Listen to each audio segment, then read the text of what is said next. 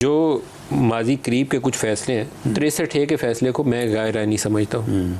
Justice अतर मनिल्ला ने अपने note के अंदर जो उन्होंने वजाहत के साथ चीज़ें उठाई हैं उसमें 63A का मामला भी उठाया कि मौजूदा आईनी बुरान की बुनियाद से तो उसकी फिर रेमेडी होनी चाहिए ना। लेकिन आप उन चीज़ों को, उन फैसलों को देखते हुए अगर ये समझ रहे हैं कि ये लॉ टेकअप नहीं होगा, स्ट्राइक डाउन नहीं होगा, तो शायद गलत फहमी में। नहीं, देखें मामला ये है कि 63A मावरा आइन है। अगर 63A मावरा आइन है तो वो मावरा आइन इसलिए है कि एक फ़र्द ने सो मोटो नोटिस लिया और उसके बाद जो है वो सुप्रीम कोर्ट लेवल के ऊपर जो है वो फ़ैसला हो गया।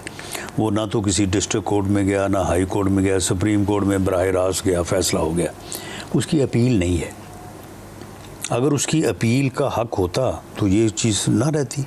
तो ये अपील का ही हक हमने इसमें दिया और वो अपील जो है वो कोई किसी और जगह तो दायर नहीं होनी, सुप्रीम कोर्ट में होनी है, सुप्रीम कोर्ट के जजेस ने सुननी है। जस्टिस अतर मनिल्ला ने जजेस ने 4 जजेस ने अपने नोट्स के अंदर बहुत सारी सख्त बातें लिखी हैं। काजी फायजी साहब ने भी बहुत शानदार अपने वो रिमार्क्स दिए हैं, लेकिन 4 जजेस या अफरीदी, मंदोखेल, जस्टिस मंसूर और जस्टिस अतर मनिल्ला, इन्होंने जो कुछ लिखा अगर एक एक करके भी उसको उठाएं तो मुझे लगता है कि बहुत बड़ी ख़राबी हो चुकी है। सुप्रीम कोर्ट बहुत तकसीम का शिकार है। 5 या 6 जजेस चीफ जस्टिस के, और उसकी वजह सिर्फ ये सो मोटो नोटिस है।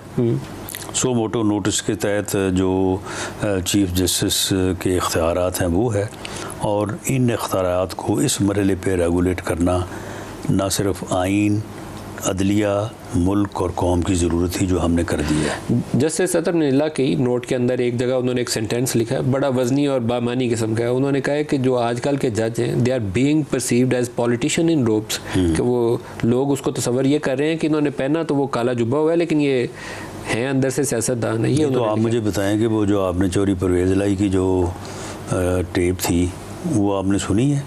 वो किस तरह से बात कर, हो यार छड़ यार, मैं आ रहे हैं, मैं पहुंच गया तेरे घर, मैं 2 मिनट ही सिर्फ तेरे को बहना है, तो मैं दिखा भट्टी तेरे को आ गया है? वो कहना हाँ वो आ गया है।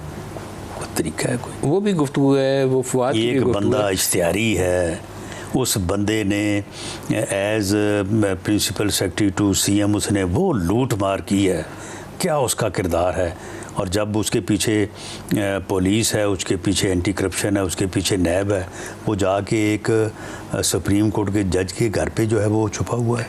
सर मैं परवेज़ लाई से जिस अंदाज में बात हो रही है, आप मुझे बताएं कि उसके बाद फिर ये जो नोट्स लिखे गए हैं जो ये जैसे अतर मनिल्ला साहब ने लिखा है या मंसूर अली शाह साहब ने जो अपना एक फ़ैसला दिया है, उस फैसले ने पार्लियामेंट को एक इनिशिएटिव दिया, पार्लियामेंट को एक सोच दी कि भाई हमें इसको रेगुलेट करना चाहिए। ये पॉलिटिशियन इन रोब्स वाला ही अगर थोड़ा सा जुमला ज़हन में रख लें कि जजेस are being perceived as politician in robes. आज जस्टिस फायज़ ईसा आपके साथ बैठे हुए थे, क्या ये दुरुस्त फैसला था? सर्विंग ये मैं समझता हूँ कि ये ऐसा फ़ैसला है कि ये फ़ैसला एक जमहूरी और एक आइनी रियासत में जो है, इसमें इसकी मिसाल ऐसे होनी चाहिए कि आज तमाम जजेस को वहाँ पे मौजूद होना चाहिए था। बाकी क्यों नहीं है? आज आइन की जो है वो गोल्डन जुबली थी,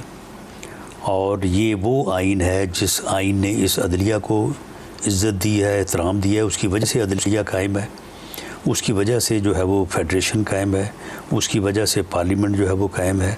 और ये एक ऐसा दिन था, इसको मैं समझता हूँ कि सुप्रीम कोर्ट में भी आज एक तकरीब होनी चाहिए थी, वहाँ पार्लियामेंट के नुमाइंदों को बुलाया जाना चाहिए था। इसी तरह की तकरीब जो है वो दीगर अदारों में भी होनी चाहिए, आगे 30 दिन जो तकरीबात होनी है। और यहाँ पे पार्लियामेंट में आइन के मुहाफ़िज़ों का इस मौके पे आना मैं समझता हूँ बहुत काबिल इस्ताइश है। काजी फायज़ ईसा साहब जो आए हैं उन्होंने बहुत अच्छा कदम उठाया है, और बाकियों को भी आना चाहिए था। नहीं, बल्कि चीफ जस्टिस साहब को खुद आना चाहिए। यही मेरे तहफ़्फ़ुज़ात हैं। आपके अगर चीफ जस्टिस बैठे होते और उनके साथ 3-4 जज बैठे होते, नुमाइंदगी कर रहे होते सुप्रीम कोर्ट की, आप आर्मी चीफ को साथ बिठाते, जनरल आसिम मुनीर को साथ बिठाया होता, फिर आपका एक लगता है कि ये स्टेट के वो इदारे हैं जो आज यकजहती का इजहार कर रहे हैं जमहूरियत की मजबूती की खातिर। काजी फायज़ ईसा और जस्टिस उमर अता बंदियाल, इस वक्त मैं सुप्रीम कोर्ट है, उनके दायरा कार में कोई मुदाखलत तो नहीं कर सकता, लेकिन एक आम तासुर ये मौजूद है कि 2 अपोजिट कैंप्स के नुमाइंदे के तौर पर एग्जिस्ट करते हैं। तो काजी फायज़ ईसा बैठे हों और चीफ जस्टिस ना बैठे हों तो ये अच्छी मिसाल नहीं नहीं है। तो नहीं, तो चीफ जस्टिस साहब को आना चाहिए था। आपने दावत दी थी? जी बिल्कुल। उन्होंने इनकार क्यों किया? बड़ा इनकार नहीं किया उन्होंने। अगर वो इनकार करते तो हम उनको रिक्वेस्ट करने के लिए चले जाते। आपको ऑर्गेनाइज करना चाहिए था सर, ये मैनेजमेंट होती है। ऑर्गेनाइज देखें आप, अगर एक मेहमान को बुलाया जाए और कंफर्मेशन भी ली जाए तो उसके बाद आपको तो फिर इंतज़ार होता है ना, फिर तो नहीं भागते। क्या उन्होंने कंफर्मेशन की थी? जी बिल्कुल, उन सब से जो है वो उनको बुलाया। चीफ जस्टिस कंफर्म करने के बाद नहीं है? देखिए वो कंफर्म करने का तरीका का तो आपके इल्म में ही है ना कि चीफ जस्टिस के सेक्रेटरी साहब या उनके जो पीए उनके थ्रू ही उनको दावत दीजिए, तो उनके थ्रू ही कंफर्मेशन। अटॉर्नी जनरल आपके पास नुमाइंदे हैं, अटॉर्नी जनरल के जरिए आपको एक कोऑर्डिनेट करना चाहिए था। भला अटॉर्नी जनरल तो इस यानी तकरीब का मेज़बान नहीं थे, इसके मेज़बान तो स्पीकर असम्बली ही थे।